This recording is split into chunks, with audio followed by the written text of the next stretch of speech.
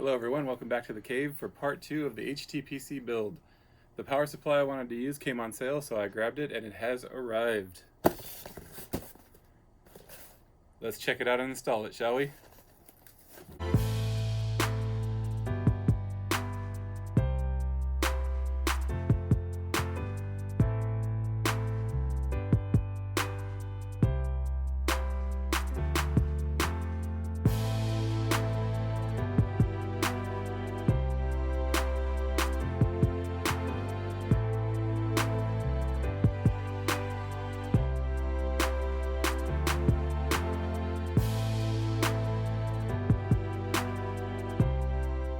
For my HTPC build, I decided to go with the Corsair SF series.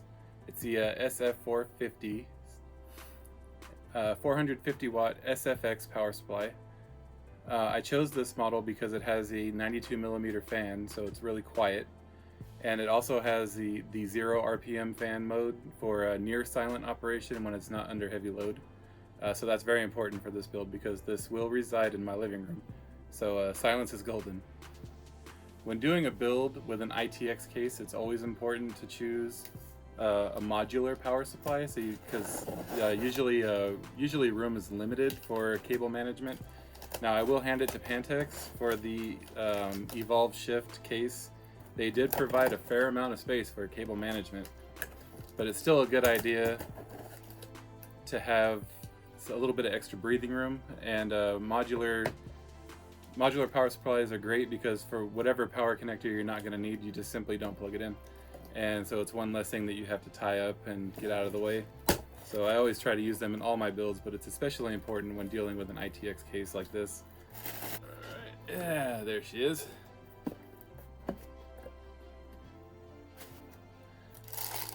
So as you can see, the SFX power supplies are very small. If you've never dealt with this type of power supply before, if you've never done an ITX build, compared to your normal power supply, they are really small, which is great when you're dealing with limited space. Okay, so let's head on over to my workshop and slam this guy in. Alright everyone, welcome to the workshop, aka the garage. Alright, let's get started. Now, one thing I really love about the Evo Shift case is all of these panels remove to give you complete access to the chassis, which really comes in handy when you're doing stuff like this. I mean, it would come in handy on anything, but for something like this, really comes in handy. So I'll give you the look at these screws.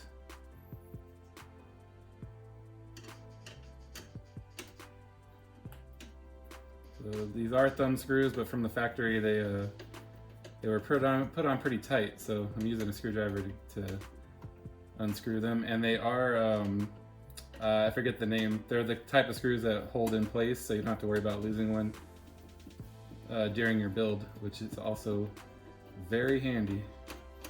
So I'm gonna put down my handheld camera and let's get these panels off. I think when the screws are loose, all you do is lift. Yep, just like that. Easy peasy.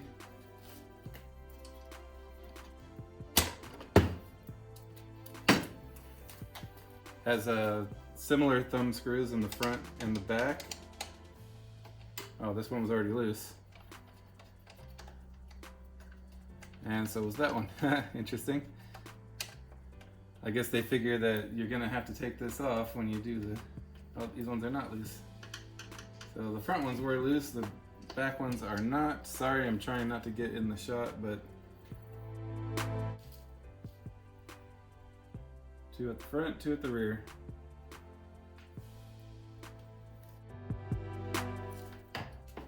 And when those screws are loose, this should pop off in the same manner. Yep, just like that. Just lift up slightly and it pops right off.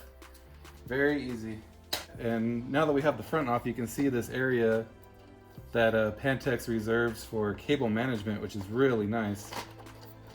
I was actually very impressed with that. It's one of the reasons why I decided to buy this case. And in this box here is the included fan, I think, and accessories. Nope. So the included fan, oh, looking right at it, the included fan is already installed. So in this box, these are just some fasteners, and they give you some what looks like rubber feet. put on the bottom, and some zip ties. Or if you work for The Verge, I guess those are called tweezers.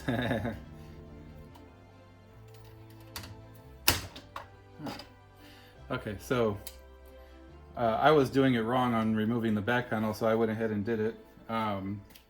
So we could gain access to the area where the power supply needs to mount. So stand by, I'm learning as I go. I've never dealt with this case before. I'll make sure I don't break anything. Ah, there we go. So apparently this just pops off. You can learn a lot from the manual, boys and girls. Always read the directions.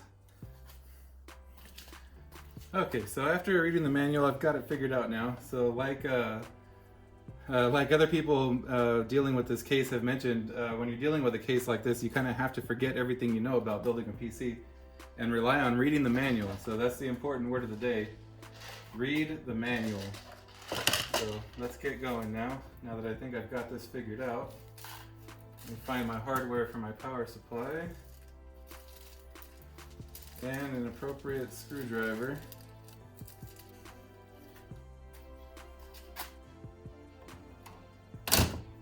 Gosh, don't do that.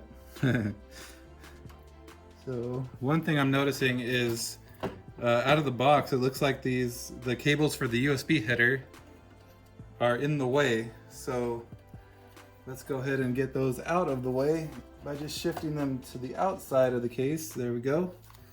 That was part of my problem, is I did not notice that those were right there. It goes. No, it just slams right into place. Look at that.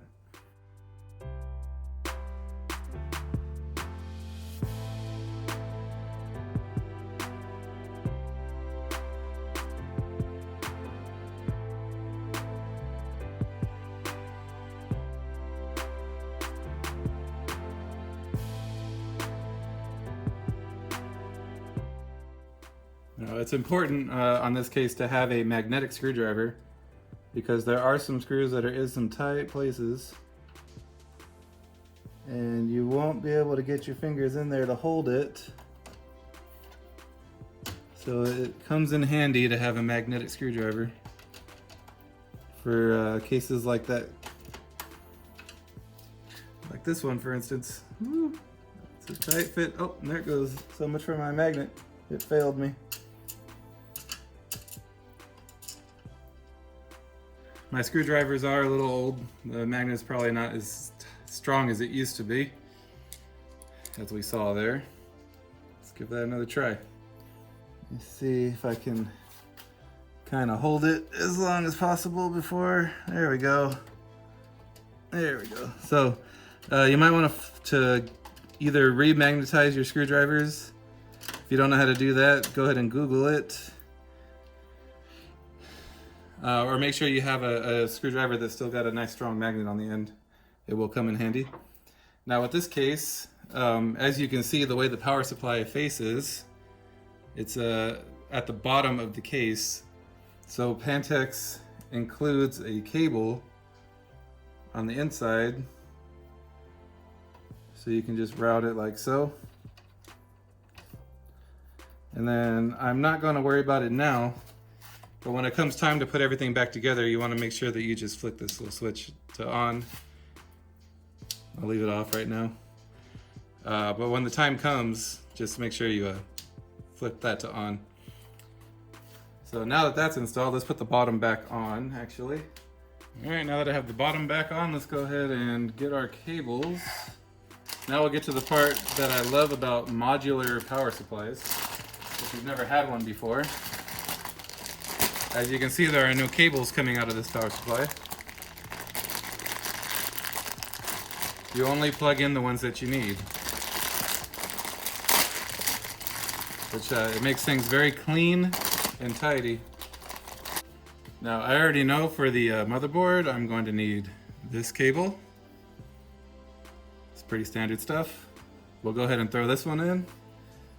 Another thing you might want to consider doing if you do a build like this is go ahead and put these cables in first before you install your power supply. That might make things a little easier for you. Whereas I went a little backwards here.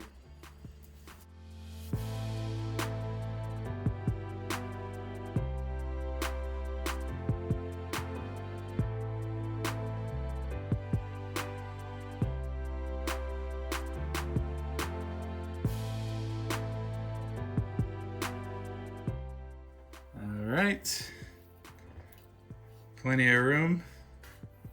Let's go ahead and let those hang out. Now for this particular build, I already know what GPU I'm going to be using because I'm going to keep the one that I have. So I know what GPU cables I'm going to need. Now this is where the 360 degrees of access on the Evo Shift is coming into play. As I said, do as I say, not as I do.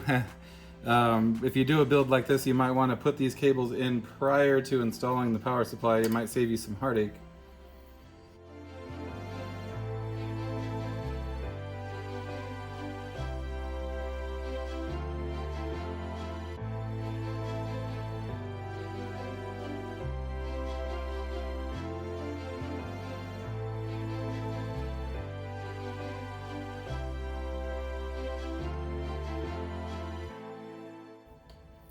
All right, got those installed, and lastly, I already know how many hard drives I'm going to be using, so I know I'm going to need these. These are the SATA power connectors, so we'll go ahead and plug those in.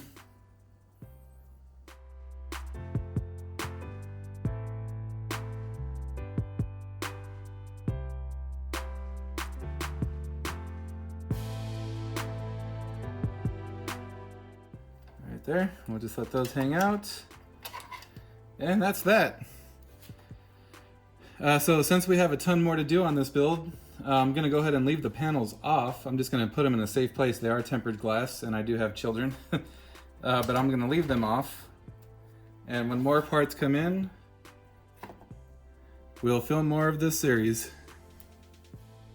Alright, that's all I have for this video today. Hopefully more parts will be coming in soon. I actually did find the motherboard that I want to use on sale at Newegg as well, but I didn't jump on it fast enough and it's gone into back order now. But I did put my name in the hat, so hopefully I get that soon.